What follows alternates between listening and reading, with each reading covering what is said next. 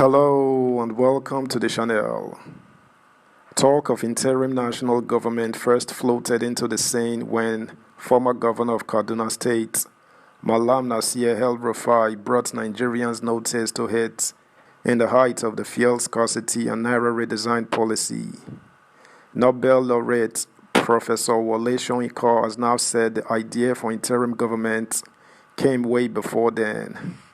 Details to follow. Subscribe, like, share, and comment. Thank you.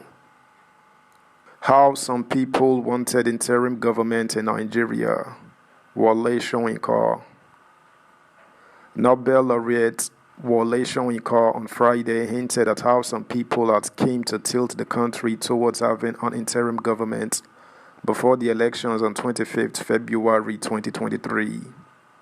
Mr. Soyinka, who asserted during the interactive session of his book launch titled The Putin Files, Excursions Around the Ideology of Pain in Lagos, noted that those who were in support were only being manipulated. The 88-year-old author said some people had schemed to tilt the country towards having an interim government. That tendency had been apparent even before the election. Although Soyinka did not reveal the identity of the persons he claimed were behind the scheme, he wanted the interim government. Some believe he was undeniably referring to obedience, as Peter Obi supporters are called. In February 2023, Soyinka, in an interview with Channels Television, had allegedly said that if Obi lost the presidential election, it would be his followers who caused it. However, reacting to the literary icon statement, the obedient lashed out at him on social media, particularly Twitter. The Nobel laureate emphasized that as an elder statesman, he will not keep short about issues of national interest, especially when it is on the grounds of false truths. He said, "So some of those who thought they were being radical, they were being mumu and playing the script of others. They thought they were tough, bold and original. You just don't say it is who shouts the loudest. If you want to come out based on truths, then no problem. I will reverse. But you want to call out people based on the unprovable, even as some people will counter with their strict monologue. I will not stand by it or keep silent. Impossible. Especially as I am more knowledgeable about these things than many people, even though they don't admit it."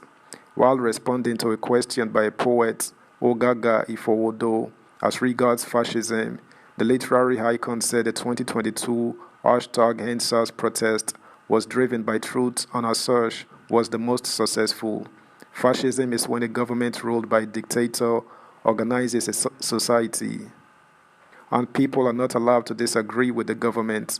The professor narrated how he supported the movement to the point of addressing some protesters when he was leaving Lagos for Abeokuta, the Ogun State capital, during the protest. Once again, he carefully avoided mentioning the identity of the particular movement, which he claimed was not driven by truth. The author from Ogun State highlighted the #EndSARS protest genuine pursuit of truth against the supposed design manipulations of the unidentified movement. He noted that they were trying to mobilize the youth to defend a lie. EndSARS is one of the most successful movements. It is authentic. It was the expression of people. It is organized. Most importantly, it was based on truth. According to the Nobel laureate, those looking for a fascistic movement should consider the EndSARS movement because it is real and an expression of fascism. He said, "When I saw the crowd, I came down and addressed them. It reminded me of the anti-Abacha moment when I would stand in the media and address the crowd. But in this case, some people wanted to call people out in a dispute based on possible false truths." However, he welcomed their criticisms, aware that a statement might trigger the unidentified group he was referring to and would react against him on social media. Also, he stated that he is anticipating their online insults and reactions, described as their dictionary of abuses, but he would be ready to face them. He said, "They can go back to the internet, open their dictionary of abuses and start all over again. I will come back and tell them that you are mumu. You were not playing your script." He said, "If you are knowledgeable and read books, you should be able to put two and two together. to ask questions even before this election starts. Is this what and what was going on then? And then you discuss and form your conclusions. Soyinka's latest work is 2 years after his 10th entry for his popular intervention series, Trumpism in Academy, the example of Carolyn Davis and sparring partners in 2021. In the Putin Files, the 11th entry, the literary legend takes on the still unfolding and increasingly brutal war in Ukraine. The author, who released his most recent novel, Chronicles of the Happiest People on Earth After 48 Years, shares his opinions on Putin's approach to the war and possible lessons and resolutions which the African continent can draw from for posterity. Subscribe, like, share, comment, and please turn the notification bell on. Thank you. His blog questions why Putin has overtaken others to be the most deserving, why Africa should be concerned to learn about Putin and his business. It reads, why Putin? Why has he overtaken others as the most deserving today of my deadly dagger? Why should Africa or any entity related to their continent poke a nose in Putin's business? Of course, that is assuming that the ongoing human catastrophe in Ukraine is strictly Putin's business to begin with.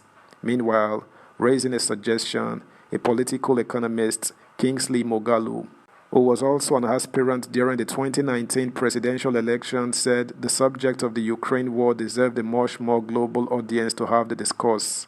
He noted that it was an eyesore to see people's ignorance regarding the war in Ukraine and Africans' position on it. He further requested that it is essential that Mr. Soyinka take it up because it will be picked up globally. However, in response, the Nobel laureate said he should be counted out but acknowledged that the idea was good. He said, I agree with taking it to global space, but include me out. Wherever you are, you can talk about it. People need to read. We talk about democracy, but can you take democracy and put it in a pot to cook and feed people? So, there should be a global platform. The author's book launch was organized by Bookcraft Africa, the publisher of his intervention series since 2004. The launch held at Freedom Park, Lagos Island, and via Zoom featured book readings by Soyinka, including audience members. The session also allowed guests to engage with Soyinka on the book subjects. Also, there was a conversation between the Nobel laureate and the professor of political science, Anthony Killer. The section had Killer ask the author questions, which he responded to as they shared their opinions. During the session, the audience and guests also got the opportunity to ask their questions on the subject of the book and outside it. That's the news, guys. Thanks for listening. Until next time, bye.